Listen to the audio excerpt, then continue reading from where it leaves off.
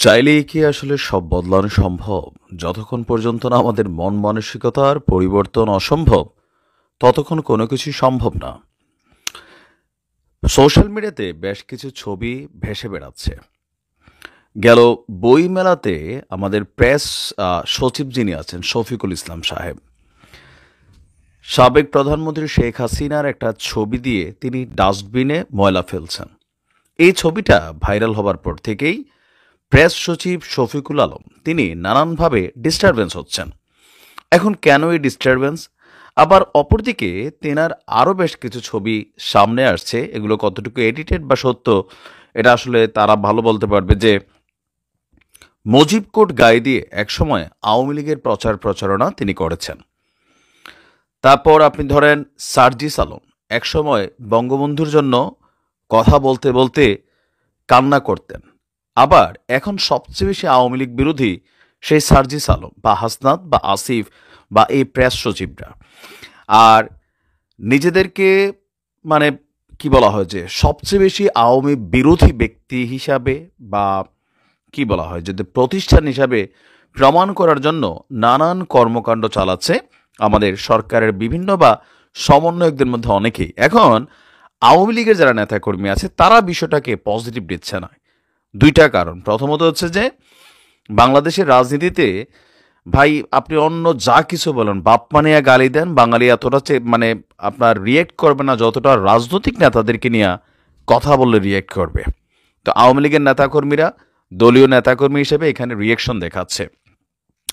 অপরদিকে এই যে ট্রেন্ড, একজন ক্ষমতায় থাকলে অন্যজনকে অপমান করা, এটা কি বাংলাদেশে প্রথম? আমরা যদি নিরপেক্ষভাবে কথা বলতে চাই, এগুলো আমাদের পুরোনো কালচার। যেমন আওয়ামী লীগ ক্ষমতায় থাকতেও বিএনপি পরিবারকে নিয়ে একের পর এক, জিয়াউর রহমানকে নিয়ে, বেগম খালেদা জিয়াকে নিয়ে, তারেক রহমানকে নিয়ে নানান ধরনের বক্তব্য দিয়েছে। এটা প্র্যাকটিক্যাল। আবার আজকের দিনে সেই আওয়ামী লীগকে নানান ধরনের অন্যায়, অপমান বা অনেক কিছুরই হয়তো বা মুখোমুখি হতে হচ্ছে, যার কারণে বিষয়গুলো হজম করা কষ্টকর হচ্ছে। আবার ধরেন এখন এই যে যারা এই ধরনের কর্মকাণ্ড করছেন, তারা কি খুব বেশি নিশ্চিন্ত অবস্থায় আছেন? না, তারাও জানেন যে তাদের পরিবারকে বা তাদেরকে আওয়ামী লীগ সরকার কখনো রিটার্ন করলে অথবা সুযোগ পেলে আওয়ামী লীগের নেতাকর্মীরা জয় বাংলা করে দিবে, এটা তারা নিজেরাও বোঝেন। তো ইতিমধ্যেই প্রধান উপদেষ্টার প্রেস সচিব শফিকুল আলম বইমেলার ডাস্টবিনে শেখ হাসিনার ছবি পোস্ট করার পর থেকেই নানান দিক থেকে তিনি হয়রানির শিকার হচ্ছেন। ইভেন তার পরিবারকে টার্গেট করেছে আওয়ামী লীগের বিভিন্ন বাহিনী, এর মধ্যে তিনি উল্লেখ করেছেন ট্রল বাহিনী। আবার ফেসবুকে তার কন্যার একটা ছবিকেও বিকৃতভাবে উপস্থাপন করা হয়েছে, সম্ভবত একটু অশ্লীল একটা ছবি আপনার পোস্ট করা হয়েছে, এডিটেড করা, এটা তিনার দাবি।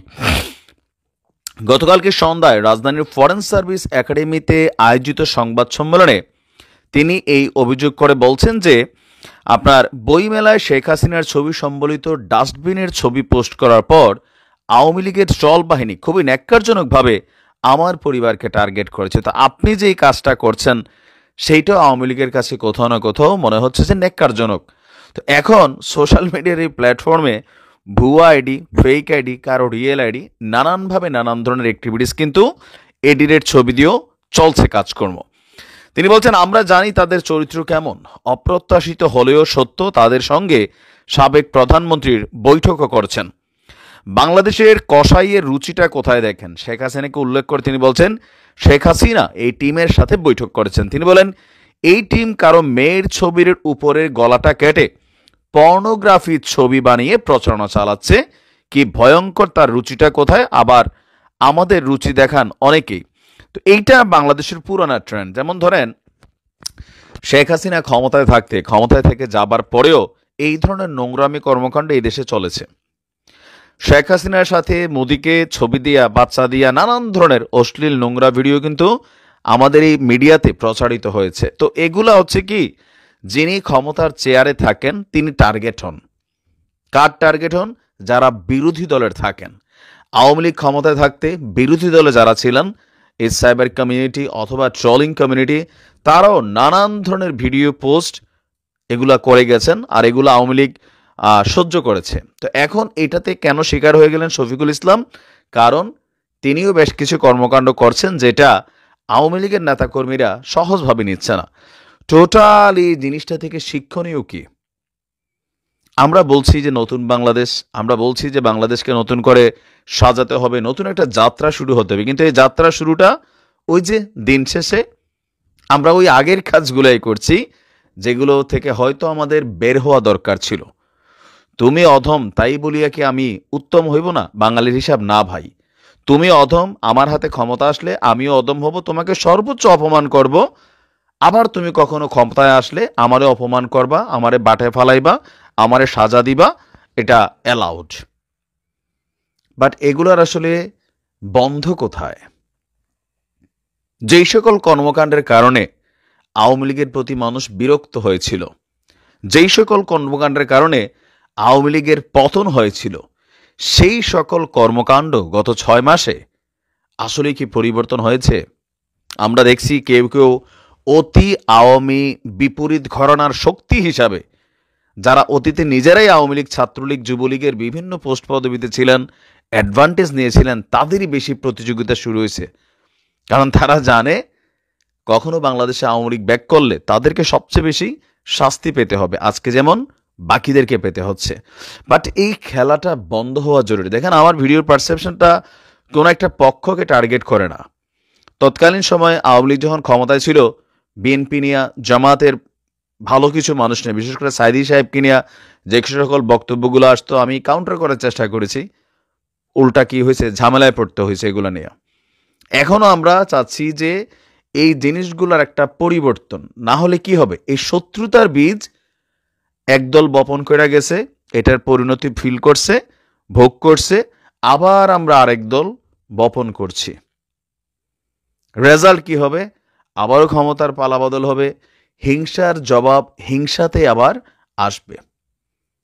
এগুলার দৃশ্যত কোনো পরিবর্তন আমরা হয়তো দেখতে পাবো না। আমি মনে করি যে যিনি অপরাধী, আইনের মাধ্যমে তার সাজা নিশ্চিত করা হোক। কিন্তু রাষ্ট্রের সর্বোচ্চ পর্যায় থেকে যখন শেখ হাসিনা পার্লামেন্টে বিএনপি নিয়ে কথা বলতেন, জিয়াউর রহমানকে নিয়ে কথা বলতেন, তো এগুলো মানুষের কাছে কি হয়েছে? একদল লোক হাততালি দিয়েছে তৎকালীন সময়, কিন্তু সাধারণ জনগণ তারা মনে করত আমজনতার কাছে কিছু যারা সুপ্রিম লিডার আছেন বাংলাদেশের, যারা আজকের দিনে বঙ্গবন্ধুর নিয়ে আপনি যত কথাই বলেন, বঙ্গবন্ধুরে যারা পছন্দ করে তারা করেই ভাই। আপনি ভিডিও বানাইলেন, আপনি পোস্ট করলেন, আপনি বক্তব্য দিলেন, এতে মানুষের বঙ্গবন্ধুর প্রতি নেশা কাইটা যাবে না। কিছুটা নষ্ট করছে আওয়ামী লীগ সরকার অতিরঞ্জিত করে।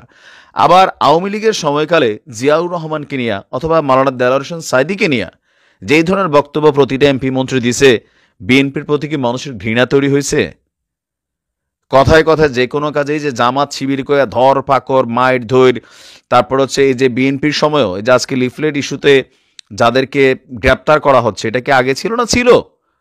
বিএনপির ইশরাকও কিন্তু গ্রেপ্তার হয়েছিলেন। এগুলা নিরেট বাস্তব কথা, আপনাকে বুঝতে হবে।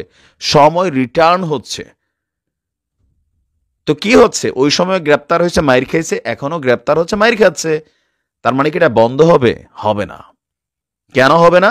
কারণ আমরা পরিবর্তনের চিন্তাটা করি প্রতিশোধের মাধ্যমে। কাউকে না কাউকে তো ভিন্ন একটা রাস্তা থেকে শুরু করতে হবে, যে হ্যাঁ, আমার এত কিছু করছে, আমার হাতে ক্ষমতা ছিল, আমি প্রতিশোধ না নিয়ে আইনের প্রয়োগ করছি। এই বিষয়গুলা যতক্ষণ পরিবর্তন না হবে, যে বললাম না, নতুন বাংলাদেশ কখনোই আমরা এগুলা মুখে মুখে বলবো, কার্যত মব জাস্টিসই আসবে ঘুরে ফিরে। পরিবর্তনের শুরুটা আমাদেরকেই করতে হবে। আমি কোনো দলের পক্ষে স্পেশালি ভিডিওটা করি নাই, সবগুলা বাস্তবতা তুলে ধরেছি। ভালো থাকুন।